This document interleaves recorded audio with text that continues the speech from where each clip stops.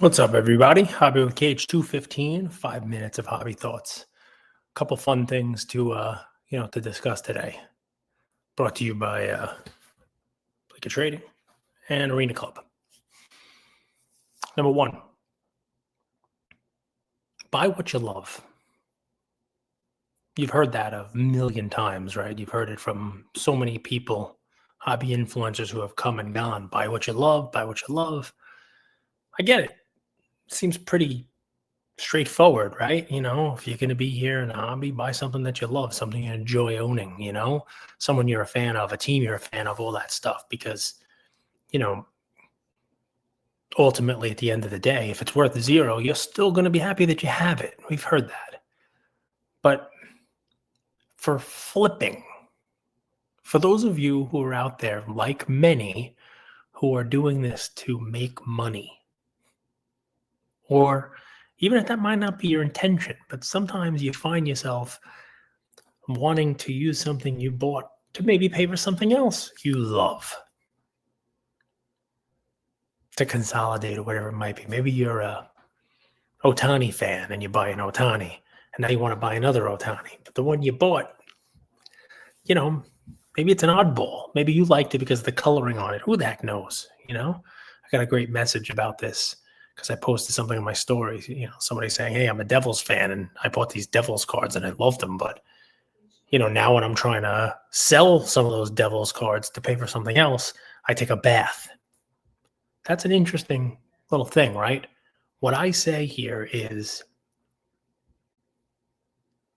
you shouldn't buy what you love if the ultimate goal is to try to sell it for more. You should be trying to make sure that what you're buying is something that a lot of people love, that everyone loves. That way it's going to have mass appeal. It's going to have more people for you to sell it to rather than something subjectively that you personally like. Because if you personally like it, when you buy it, you're probably going to overpay for it. You're probably valuing it more than almost everyone else, if not more than everyone else. And when you're the one who values it the most, when you go to sell it, necessarily you're going to be selling it to somebody who likes it less than you. So the whole buy what you love thing, I get it. Trust me, I do. But if your goal is to one day be able to sell what you bought, that's bad advice. It's bad advice, buy what you love. The advice should be buy what everyone loves. Buy what someone will love more than you. Now, again, if you're buying it and you don't care what it's going to be worth one day, you're just buying it because you like it and you want to own it, take it with you into the afterlife, sure. Buy what you love is the greatest advice you're ever going to hear. But for the other 99.9% of the world who live in the real world, it's bad advice. That's the first thing. We're going to keep this to 5 minutes today. It's Father's Day. Happy Father's Day to all your fathers out there. Hopefully you had fun. For many of you, cards might have been a father-son thing with you. Maybe you're sharing it with your kids now. Maybe you will one day. I know I opened some Top Series too with my son this weekend, so that was fun.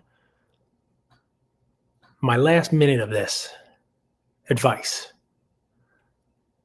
There are some great free tools out there. Great free tools out there. I'm going to do another episode on the golden sales because that Lamine Yamal is crazy. The Steph Curry is crazy. There's a lot. I may need a whole 5 minutes on that, or might have to go to 7. But the Lamine Yamal card is from a Topps Chrome, release from this year.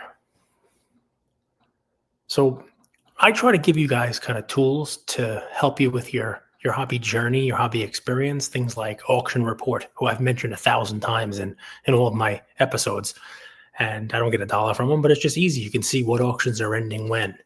I talk about those guys. I talk about like Cardboard Connection, and you can on Beckett has very good checklists for you to do research with. Try to find somebody who posts restocks, right? Because that's a helpful thing also. So you can get on Twitter, you can get them, they post them all over the place. But I found a restock post on Twitter. I happen to be scrolling Twitter today, X, and somebody posted, hey, they're live back in stock again on Fanatics, and it was Topps Chrome UEFA. this year, with Lamine Yamal right there on the box. And, I looked at it really quick and it was $199 a box available on the Fanatics site. And I went on eBay really quick and the boxes are selling for like $500 a box. So I'm like, whoa, Fanatics selling them for $200 a box. David Adams has them for 5 and change. How many can I buy? 8. And hit it, put the money in, got a confirmation order in. And who knows? We'll see if the order actually gets filled. But if it does, I got 8 boxes at $200 each that look like they're $500 boxes. Maybe I flip some of them. Maybe I open some of them. Who the heck knows? Maybe I keep them because everybody seems to want to pay a lot of money for Lamine Yamal. So the second part of this, besides buy what everyone loves instead of what you love, is keep your eyes and ears open and use the tools that are out there, because there are ways to squeeze a little extra money out of this space if that's what you're looking to do. Happy Father's Day to all the dads in your lives. And we'll talk again tomorrow. Take care, everybody. This episode brought to you by Arena Club and Blicker Trading.